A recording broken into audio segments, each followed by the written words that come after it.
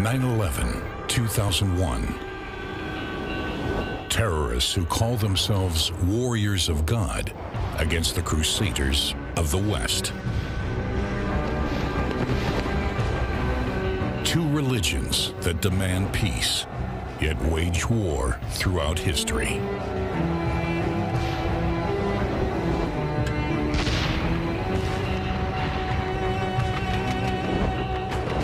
Epochs of confrontation and collaboration. Peoples and powers who fight in the name of God, but who struggle for supremacy on earth.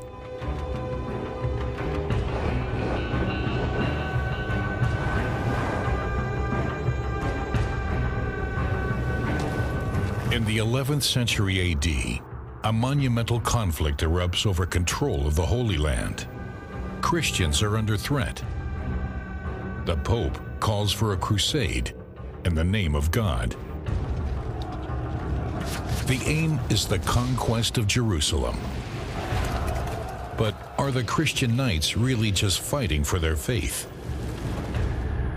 The so-called Holy War against the Muslims will continue for 2 centuries.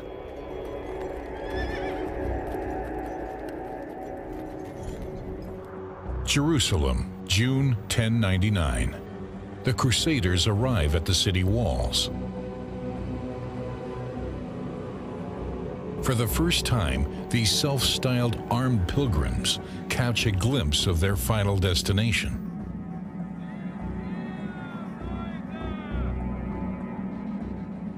They've been traveling for 3 years. Many thousand Crusaders had set out to the Holy Land with an entourage 10 times as large. Only a third have reached the Holy City. For now, all hardship seems to be forgotten.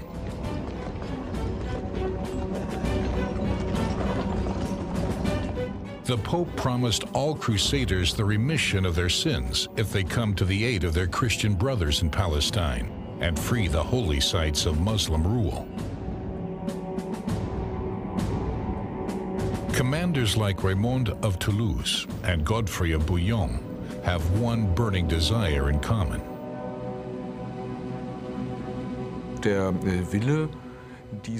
determined to restore Christian rule in the Holy Land, especially over Jerusalem and the tomb of Christ. According to contemporary belief, this was the land of the Lord and of his heritage. Jerusalem had been ruled by Christian Byzantines for centuries.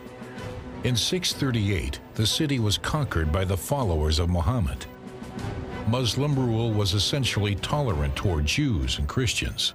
But in the 11th century, there had been reports of repeated attacks on Christian pilgrims. The Crusaders want to put an end to this. News of the siege arrives at Damascus, 150 miles north.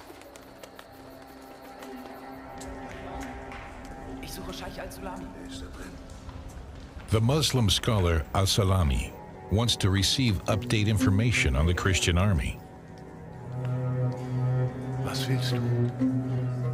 A messenger informs him that the Christians are attacking Jerusalem. They carry crosses and pray to God to invoke his help. And there are many of them. Zogen sie betend und singend die Stadt und riefen ihren Gott Hilfe an. Es sind sehr viele, Herr. Al-Sulami is convinced that the attack by the European Christians is no ordinary campaign.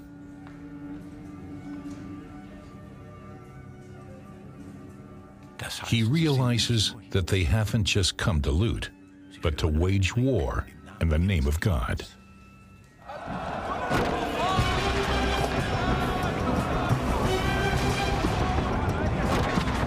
The siege of Jerusalem is in its 5th week.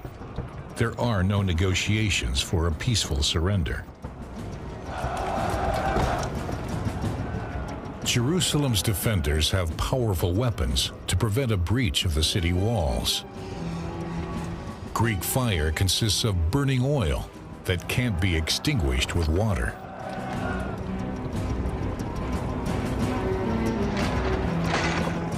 The Crusaders' leader, Godfrey Bouillon, knows that his knights are pushed to their limits.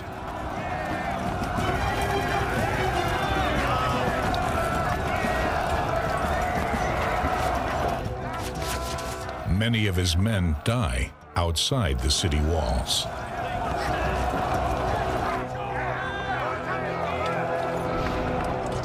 They will go straight to paradise, or so the Crusaders believe.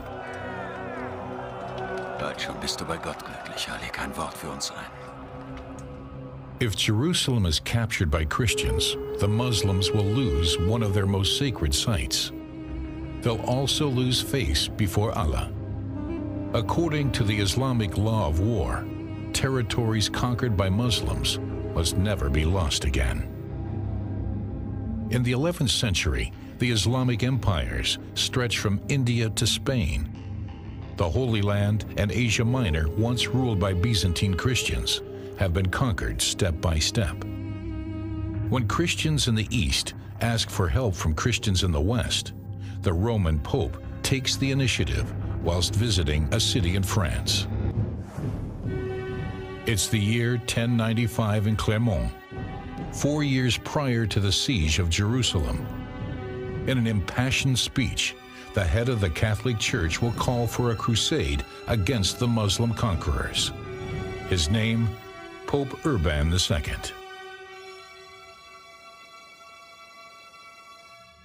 In November 1095, the successor of St. Peter assembles more than 200 bishops from France, Italy, and Spain. The highlight of the Papal Synod is a ceremonial service.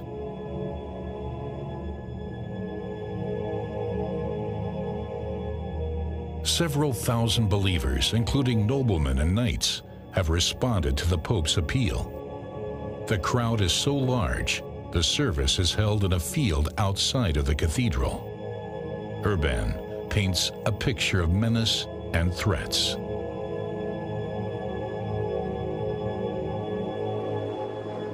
Meine Brüder und Schwestern in Christo. He appeals to the faithful and to his brothers and sisters in Christ. The infidels are stealing the territories of the Christians.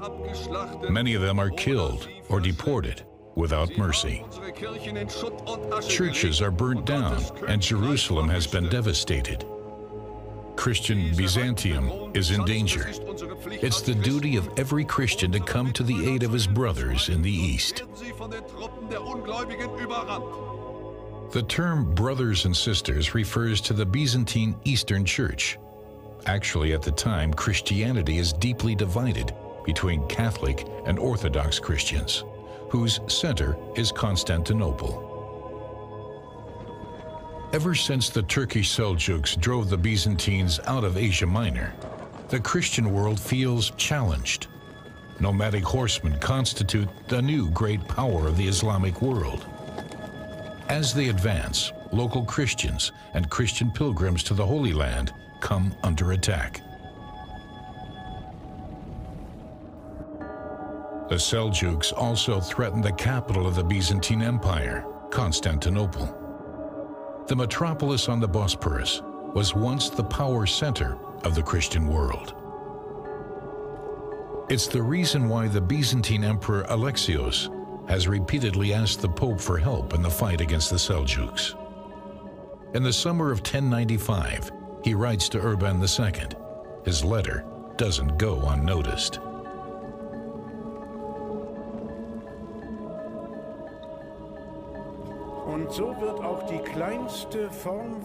Alexios asks Pope Urban for military support against the Muslims to save his empire and the whole of Christendom.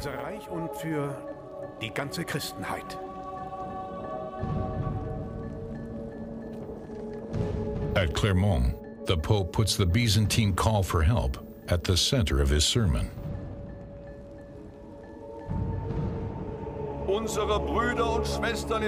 According to Urban, the Christians of the East are under attack.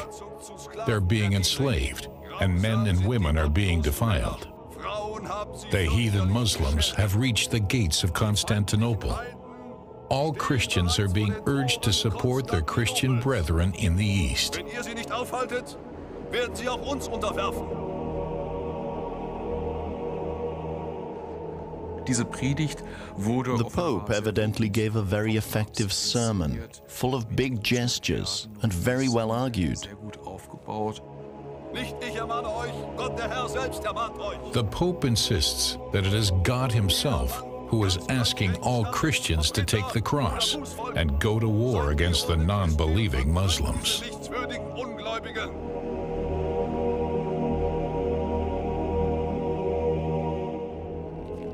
One attendant of the Synod, Bishop Lambert of Arras, writes an account of the Pope's speech at Clermont. He describes how Urban promotes the campaign to the Holy Land. Those who set off for Jerusalem for reasons of piety, not to gain honor or money, can expect heavenly rewards.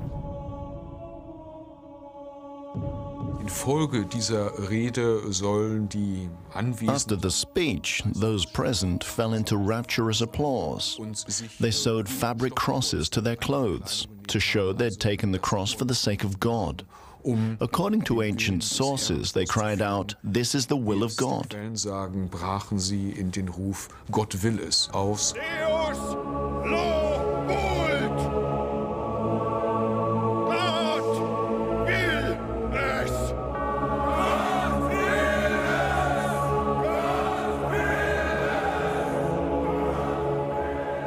Urban declares the liberation of the Holy Land to be a penitential pilgrimage. He wants to unite the divided Christians under one banner. Church power is to reign over secular power. The Pope is to be the protector of all of Christianity, the true representative of Christ on earth. Sein Plan ging durchaus auf, vielleicht mehr als erwartet. Urban's plan worked, maybe more than he had expected. The response was massive. When the participants of the council returned home, they ensured that news of the Pope's appeal would spread in their region. Jeweils vor Ort verbreitet wurde.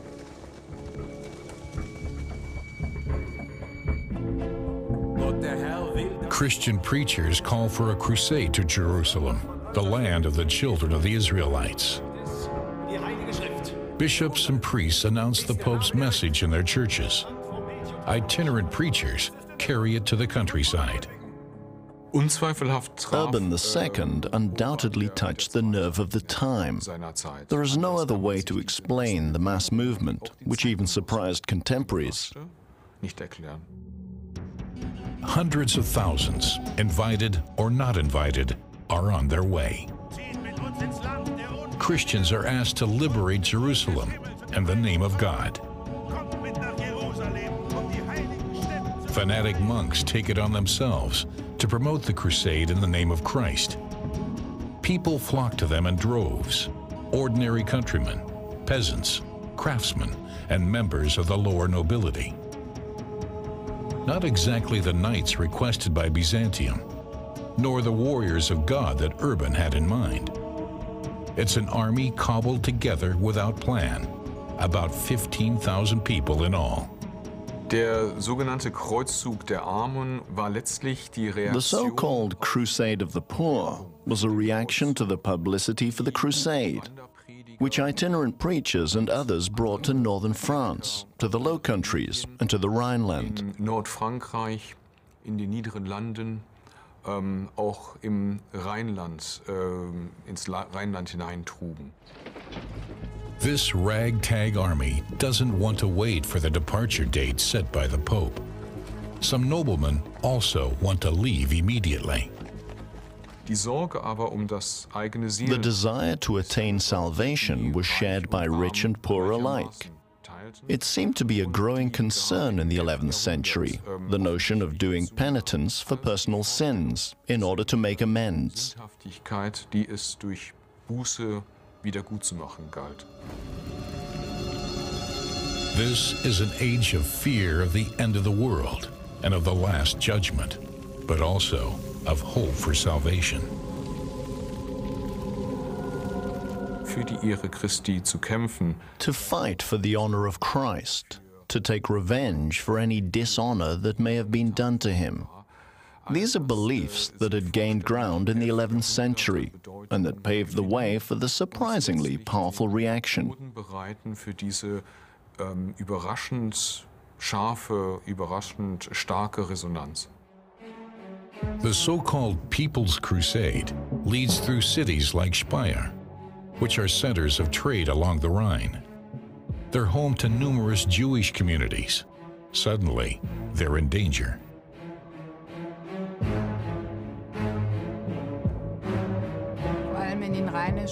In the early Middle Ages, many Jewish communities had settled in bishop cities like Cologne, Mainz, Worms, or Speyer. The Jews played a major part in the economic rise of these cities. As merchants and moneylenders, the Jews play an important role in medieval economy. They paid taxes to the emperor and receive his protection in return, at least in theory. We know that many participants of the First Crusade were not wealthy noblemen or knights, but people without means. The attack on Jewish communities was an easy way for them to get rich.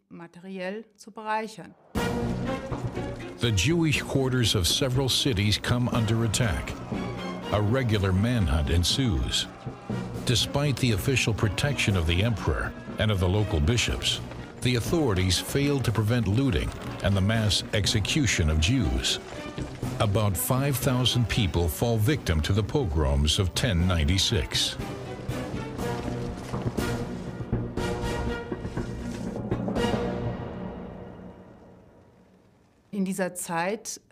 Jews were portrayed as the descendants of the murderers of Christ. It may sound cynical, but the people of the time believed that it would please God if they attacked so-called infidels or heathens at home.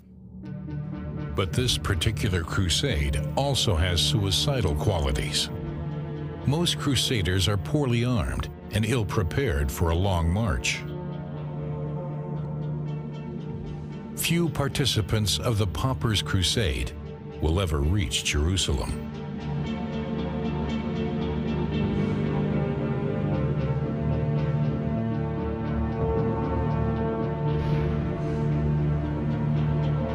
All the more important for the clergy and for the upper nobility to ensure that they are well prepared.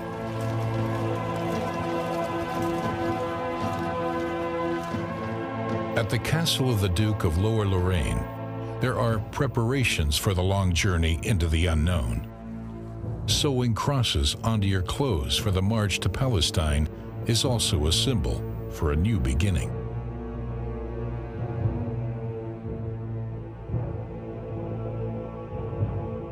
One of those taking the plunge is Godfrey of Bouillon.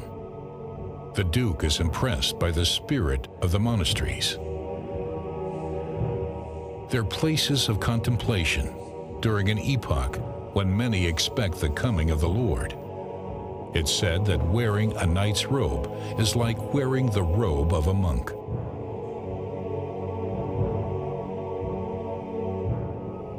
Previously, Godfrey had paid little attention to the Pope's guidance, nor was he averse to worldly temptation. Yet, he is full of doubt in these times of spiritual turbulence. He decides to follow the Pope's call to the Holy Land. He's joined by his brothers Eustache and Balduin. Bist du bereit, Gottfried? Es wird eine lange Reise. Godfrey is aware of the dangers ahead. If he dies on the way to Jerusalem, he wants to be buried in the cloak of the Crusader, which bears the cross of Christ. Lass ihn. Kümmere dich deine Dinge.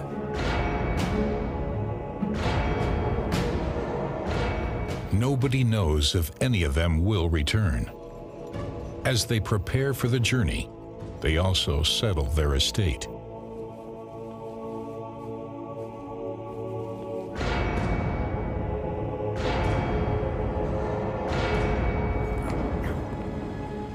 Unsere Burg hier. Habe ich dem Bischof von Lüttich verpfändet. Du hast unsere Burg verkauft? Was it wise to sell the family castle? Wenn wir heimkommen. Für 1300 Silbermünzen. The brothers agree that they won't be returning. Warum sollten wir zurückkehren? They will found their own Christian kingdom in the Holy Land. Wir werden unser eigenes christliches Reich aufbauen oder nicht? Gottes Wille geschehe. Gott will es. Deus lovut. It's the will of God that the Pope's slogan, as he declares the campaign to Palestine to be a holy war. Many are willing to follow his call in search of salvation, but also in the pursuit of fame, glory, power, and wealth. The personal motivations that trigger the 200-year epoch of the Crusades are full of contradiction. But many people participate from all levels of society and from all over Europe.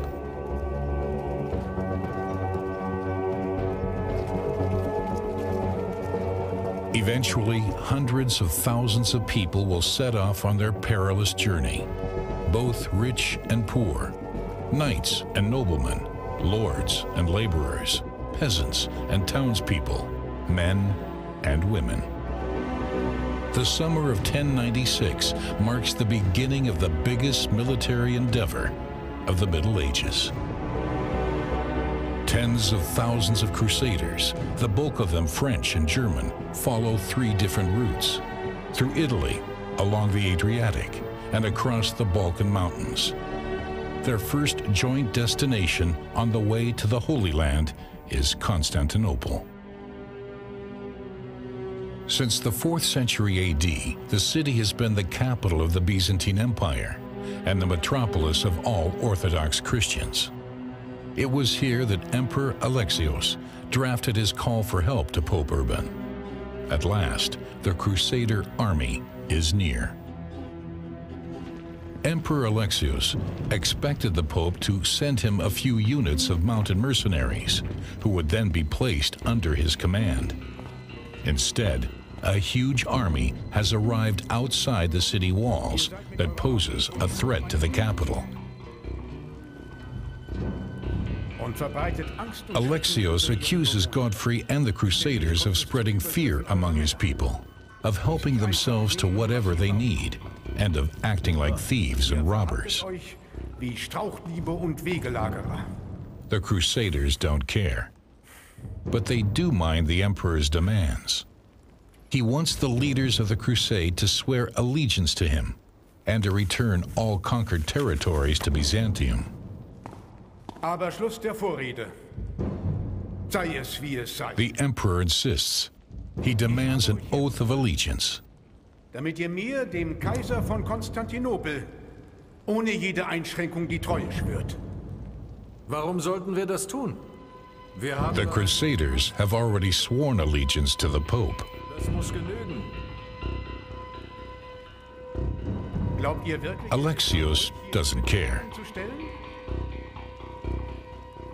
Ohne Treuheit auf mich, den Kaiser, könnt ihr eure Only if they swear an oath to him, the Emperor of Byzantium, will he grant them passage across the Bosporus.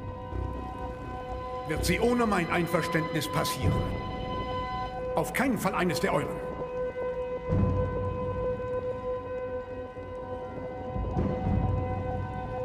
Ihr habt die Wahl.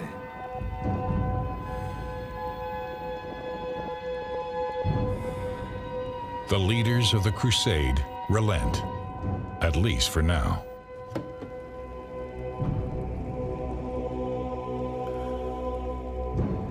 Nun, das Heilige Land. They have no choice if they want to reach the Holy Land.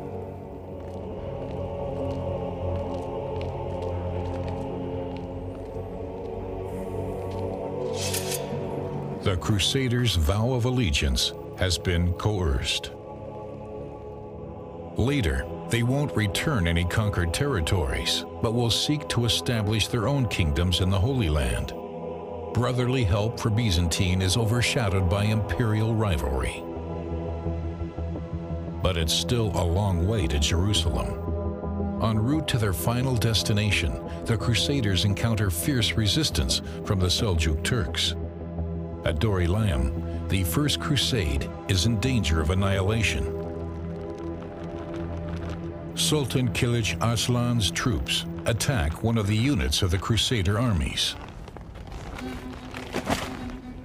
From a distance, Seljuk archers fire at the Christian warriors. The Muslim ruler has 50,000 men under his command. The defenders' situation seems hopeless.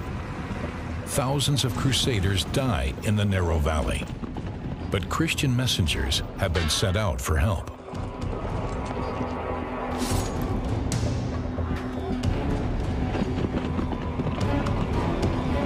The rescuers arrive in the nick of time. Godfrey of Bouillon and his cavalry attack the assailants from the rear. They turn the tide as the Crusaders carry a key victory on the way to Jerusalem.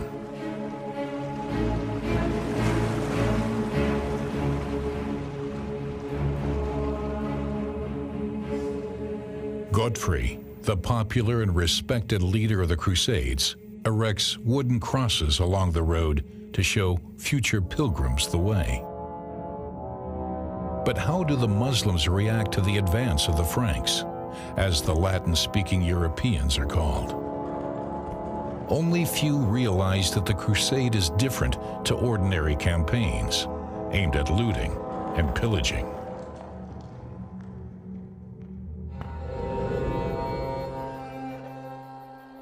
The Islamic scholar As-Sulami explains the difference in the Great Mosque of Damascus.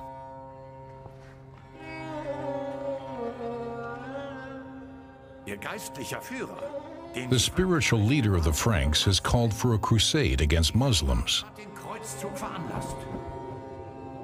It's a campaign in the name of faith, according to As-Sulami, similar to an armed jihad. They want to reach Jerusalem, not as peaceful pilgrims for prayer, but as armed warriors. Many Muslims are outraged that the foreigners eat pork and drink alcohol. And there's worse. They want to evict all Muslims from the holy city and enslave them. The Crusaders fight in the name of God, in the name of the cross. They believe that they will be rewarded in paradise. That's why they wage war against Muslims, by whatever means. But for As-Sulami and his people, hell will be their true reward.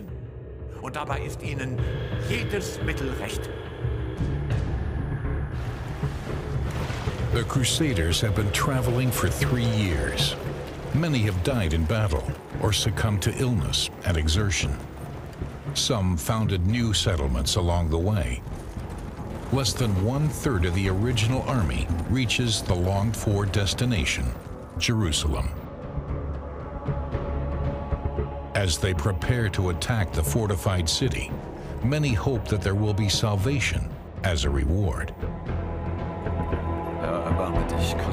There are church services, chants of praise, and psalms as the Crusaders prepare to breach the city walls.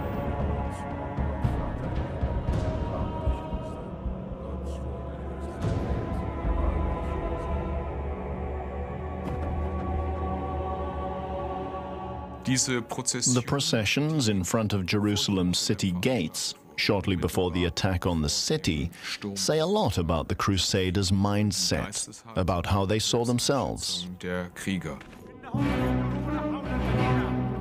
Jerusalem's defenders, Egyptian Fatimids, are astonished by the Christian rituals.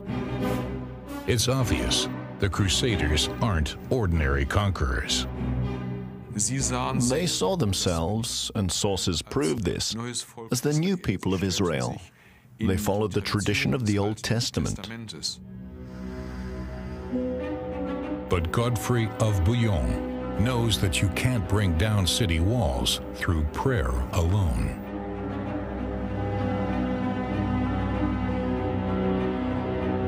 The defenders are superior by number, But the Crusaders regard an attack on the Holy City as a divine mission. They circled the city 3 times in a purification process. This is how they cleanse themselves.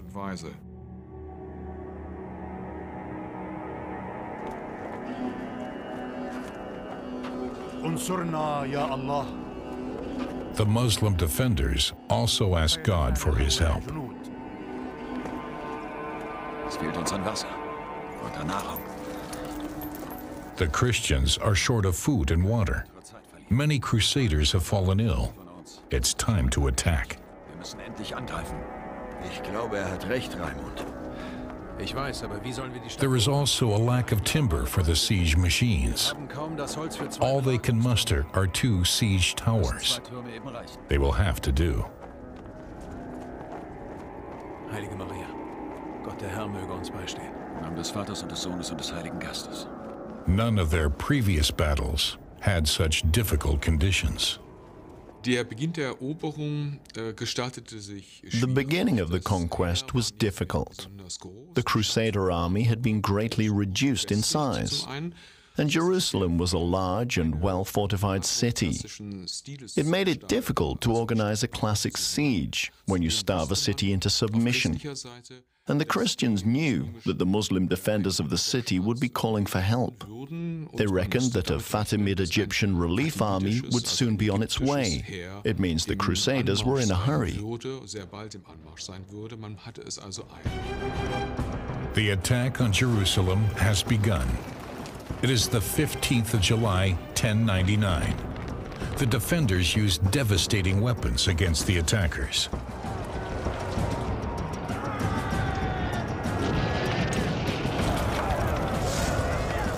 Greek fire, as it's known, makes it difficult to scale the city walls.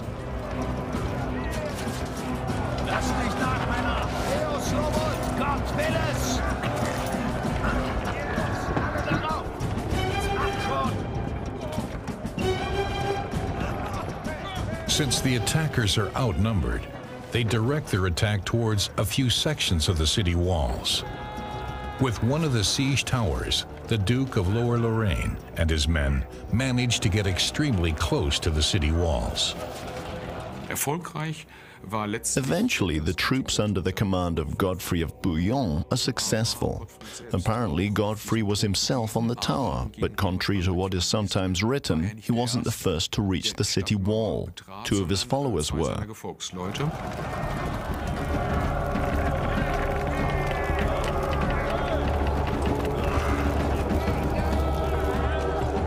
Despite heavy losses, the Duke and his men charged the battlements.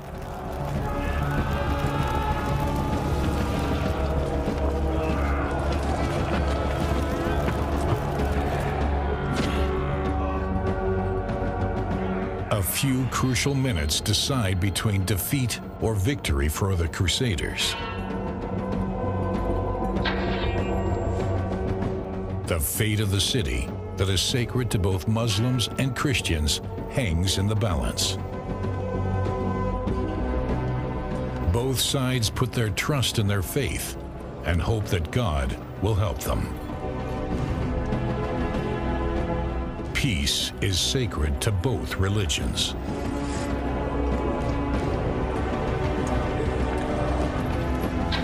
But for the faithful on both sides, war is a means of defending their own true religion against enemies and non-believers. Yet the Christians have declared their crusade against the Muslims to be a holy war that was ordered by God.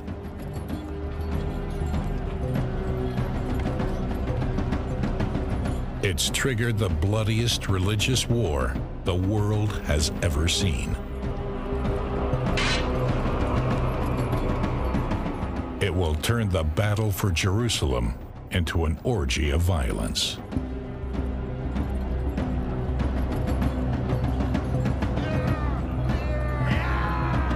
Und was dann passierte, war what happened next was a massacre within the city.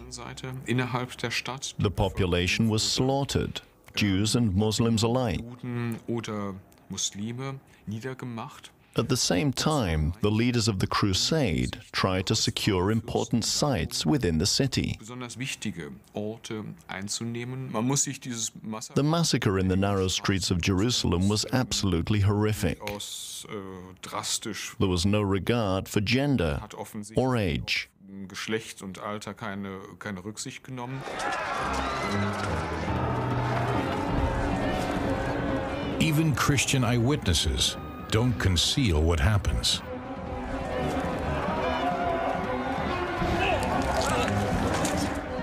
Immediately after the wall was breached, the knights poured into the streets and public places.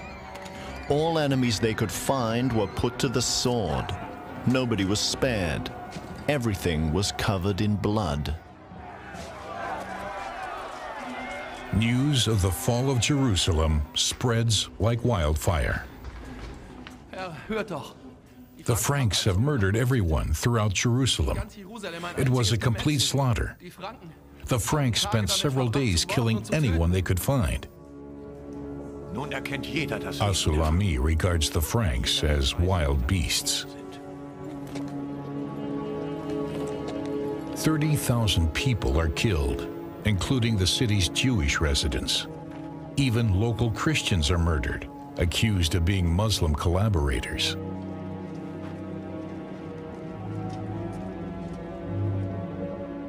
Memories of the bloody siege of Jerusalem will put a permanent strain on the relations between the two religions.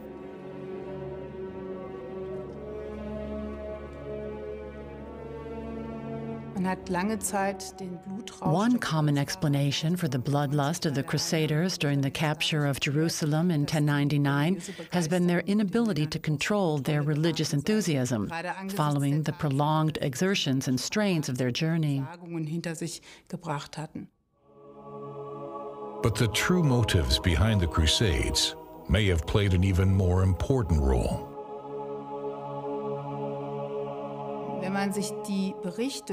If you examine the reports of Pope Urban's call for the crusade more carefully, you discover that he had called for revenge against the non-believers who had occupied and, in his view, desecrated the holy sites of the Christians.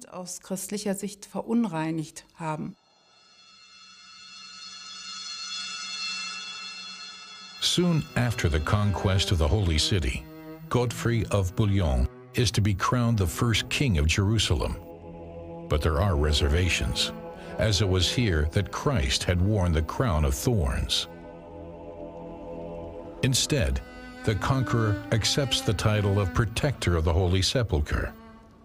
He forgoes the throne, but not the claim to power.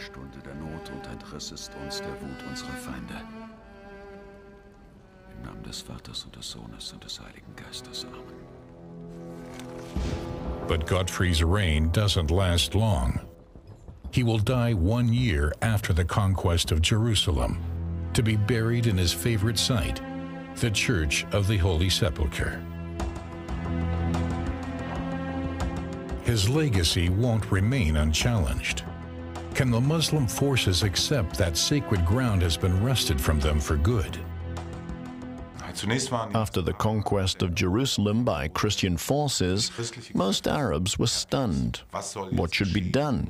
The Muslim world was divided. How should they react to the capture by Christians of one of the most important Arab cities? In Damascus, the scholar As-Sulami draws conclusions from the recent events. According to As-Sulami, Allah uses the defeat of the Muslims to put the Muslims to the test. They have sinned, they haven't obeyed His commands, and have quarreled amongst each other. They have failed to defend the holy ground. Only if the Muslims overcome their divisions and fight alongside each other can the enemy be defeated.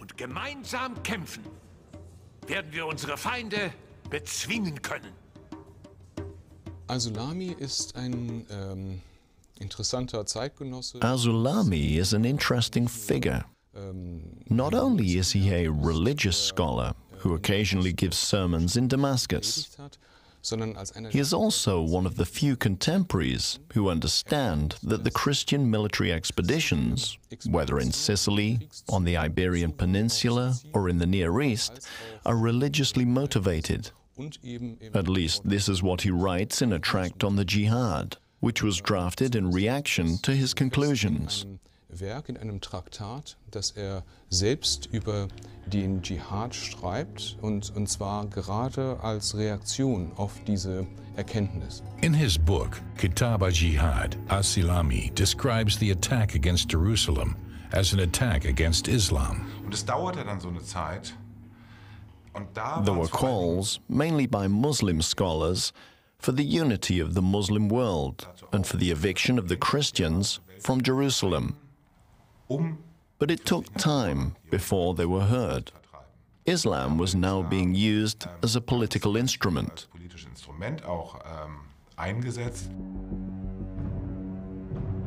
It takes several decades until a Muslim force is able to reconquer Jerusalem. Towards the end of the 12th century, an experienced war leader makes it his professed goal to drive the Christians out of the Holy Land. His name, Saladin, Sultan of Egypt. Not only does he regain lost ground in Palestine, in 1187 he also forces the Christians to abandon the Holy City. Saladin banks on the power of his faith. He entices the Islamic high clergy to declare the fight against the Crusaders to be a jihad. Buried in a grand mausoleum in Damascus, he is worshipped as a hero until this very day.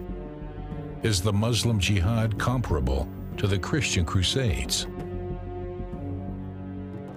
Kreuzzug und Dschihad werden allzu häufig in eins gesetzt. The Crusades and the Jihad are all too often lumped together, even though experts on the Middle East and on Islam have clearly demonstrated that the Jihad is based on a much broader concept.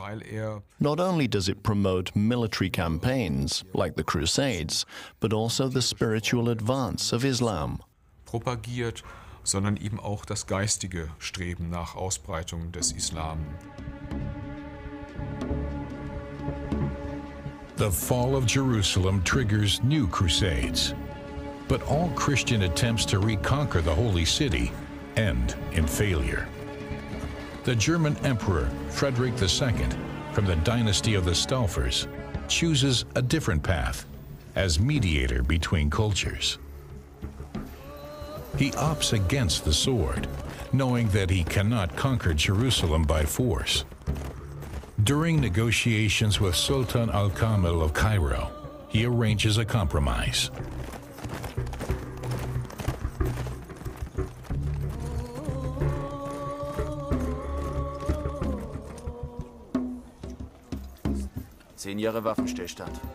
There will be peace for 10 years, 5 months, and 40 days, as the Muslim calendar demands. Gott, mein Lieber.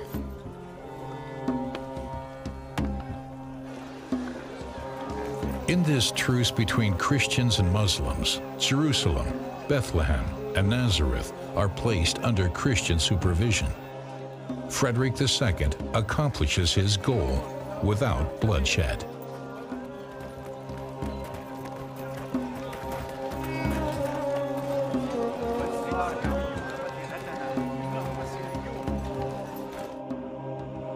Thanks to his upbringing, Frederick is different to other European kings. He grew up in Palermo, a cultural melting pot. His royal palace is a meeting point for Byzantines, Italians, Arabs, and Germans, for both Christians and Muslims. Der Austausch zwischen diesen Vertretern. The cultural exchange between representatives of different religious communities seems to have started early on. Besonders gut nachweisen. It's well documented with regard to material culture, including architecture and clothing, as well as music, literature, and poetry. Also, everyday objects and luxury items. They show that the Crusaders brought elements of material culture from the Islamic world to the Christian world. Von der islamischen Welt in die christliche transportiert wurden. Arab technology was distinctly superior to that of Europe. For example, the successful supply of fresh water to cities that were surrounded by dry land. It was the precondition for economic growth and prosperity. Outstanding works of art, science, and literature are created. There are new publications, research, and experimentation in the fields of physics, mathematics, medicine, and astronomy. The exchange between Orient and Occident produces a unique collection of knowledge. But memories of religious warfare are usually stronger than the awareness of common cultural roots. For 200 years, the Christian knights remain in the Holy Land. Hundreds of thousands die in the era of the Crusades. Christians, Muslims, and Jews. Die Bilanz ist äußerst gemischt. The outcome of the Crusades is ambivalent, though the events of the time were marked by violence. Violence that emanated primarily from the Christians, although you have to take into account the historical setting. The Seljuks had blocked the pilgrims' route from Europe to Palestine, so the Christians didn't use violence without any kind of reason. The Crusades were part of a centuries-long history of conquest and counter-conquest. Mighty fortresses still bear witness to ancient battles. They were considered to be part of a holy war and shaped relations between the two religions for many centuries. The historical memory of the Crusades was revived during the period of European colonialism. Especially during the 19th and 20th centuries, the stories of the Crusades were reanimated and brought up to date. As a result, they are very much alive today. Not just for a number of Muslims, the period of the Crusades still hasn't come to an end.